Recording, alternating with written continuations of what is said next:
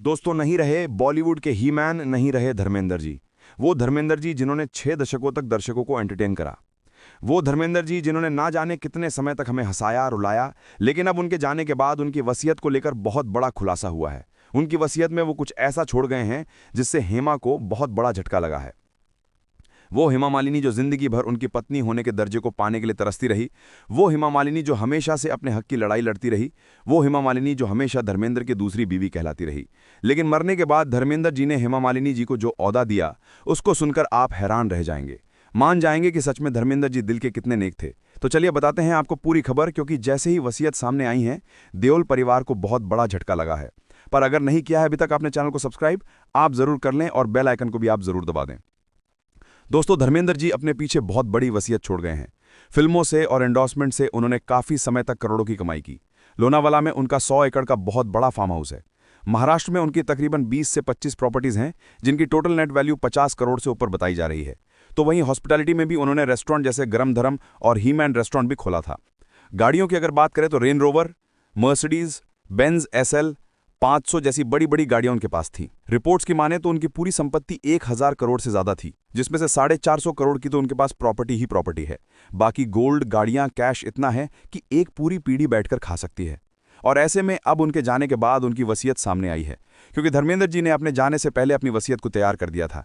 शायद उनको आभास था कि मेरे जाने के बाद कहीं आपस में मेरे बच्चे न लड़ें, मेरी दोनों बीवियां फिर से आमने सामने ना आ जाएं, और इसीलिए उन्होंने ये बड़ा कदम उठाया था। और ऐसे में उनकी वसीयत का खुलासा हो चुका है। आपको बता दें कि उनकी वसीयत में उन्होंने एक सबसे बड़ा हिस्सा, जी हां 70% अपनी प्रॉपर्टी वो ईशा देओल के नाम करके गए हैं।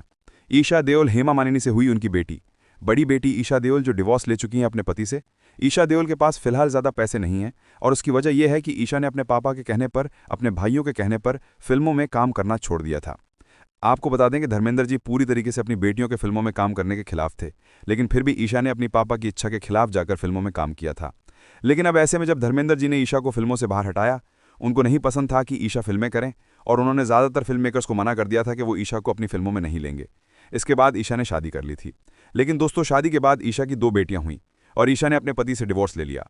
और अब बड़ी खबर यह थी कि ईशा के पास गुजारे के लिए भी पैसे नहीं थे, खर्चे ज़्यादा थे, और ऐसे में हेमा मालिनी अपनी बेटी की फाइनेंशियली हेल्प कर रही थी। पर दोस्तों, हेमा मालिनी के ऊपर अपनी बेटियों को छोड़कर नहीं गए हैं धर्मेंद्र जी। उनको पता था कि बॉबी और सनी ने इतनी दौलत इकट्ठी कर ली है और अभी भी उनकी फिल्में चल रही हैं। पर ईशा ने अपने पापा के कहने पर अपना करियर छोड़ दिया था, और इसीलिए अपनी प्रॉपर्टी का 70% यानी कि अप्रॉक्सीमेटली 700 करोड़ वो ईशा के नाम करके गए हैं। और उन्होंने बाकी बचा हुआ हिस्सा जो कि 30% था, वो आधा आधा अपनी दोनों बीवियों के बीच में बांट दिया है। यहाँ पर धर्मेंद्र जी ने अपने बाकी बच्चों को कुछ नहीं दिया है, यानी कि ना प्रकाश कौर से हुए 4 बच्चों को और ना ही हेमा से हुई छोटी बेटी आहाना को, क्योंकि उन्होंने अपनी विल में ये साफ लिखा है कि मेरे बाकी बच्चे वेल टू डू हैं और उनकी मारें अपने हिस्से में से चाहें तो उन्हें कुछ भी दे सकती हैं। हालांकि धर्मेंद्र जी ने साफ लिखा है अपनी विल में कि जो उनका फार्म हाउस था, जो उनका घर था जहां पर वो प्रकाश कौर के साथ रहते रहे, वो प्रकाश का ही रहेगा। दोस्तों, मान गए पाजी को। सच में दिल के कितने नेक थे, अपने पूरे परिवार के बारे में सोच के गए। आप भी अपनी राय जरूर लिखें। क्या आपको लगता है सच में उन्होंने साबित कर दिया कि उनकी दोनों बीवियां और बच्चे उनके लिए बराबर थे? कमेंट्स में अपनी राय जरूर लिखें। वीडियो को लाइक और शेयर करना